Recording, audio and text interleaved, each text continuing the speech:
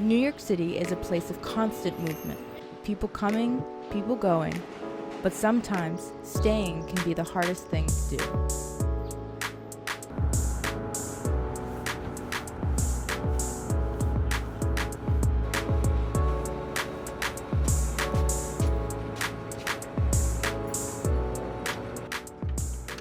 I'm retired from a company that I worked for over 30 years, and I'm not the person who likes to be retired, so I was married for 30 years. I'm divorced for 20, and my relationship with my ex-wife is wonderful.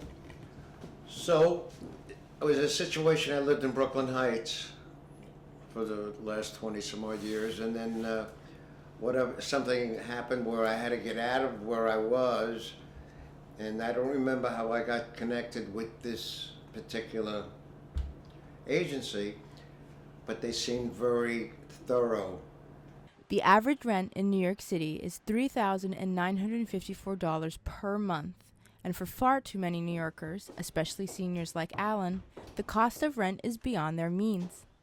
That is why in 2020, Alan joined the New York Home Sharing Program, a city-supported service that connects older New Yorkers who need affordable housing with those willing to rent a spare room. It was actually the first recommendation right here, and we met, and a month later I moved in. And so after living in his own apartment, 2 years ago, Alan moved into a new apartment in Brooklyn, which is owned by his new roommate, Dan Yafet. I work in an architectural firm for about 15 people now. I was about 30 years in the East Village, and I was in the same building where this is 2017, and I looked a little bit and I found this place and chose it was a good fit for me. And I was by myself and I was looking for a way to get a roommate or something to split the costs. The two, strangers before they moved in together, share the apartment, occasionally cooking together, having conversations, and respecting each other's space. What could have potentially been a disaster has worked out. Yeah, could I come into this house and 2 days later go into his room and slash him up? Yes. But, you know, the probability, I don't want you to think about it, but the probability is always there when you're meeting new people. But just...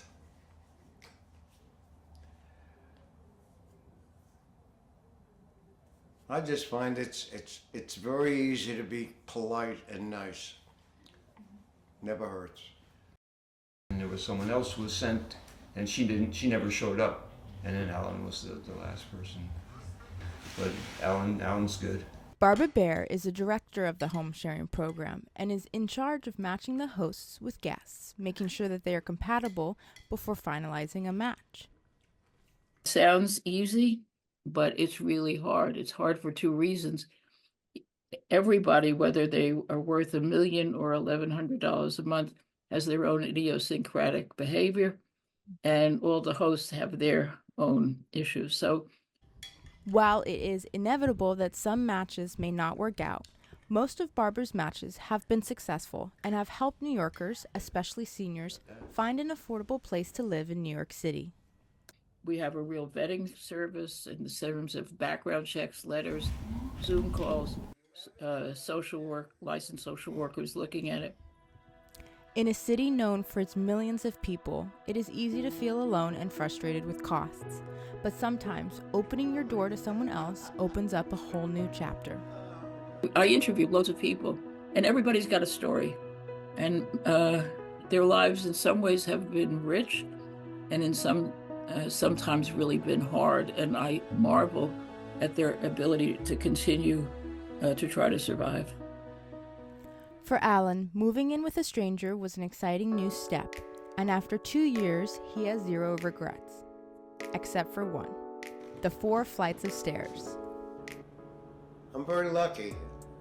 I'm 86, and I feel like I'm 36. That's the truth. So when is it going to catch up? I don't know. Can I walk up these stairs? Yes.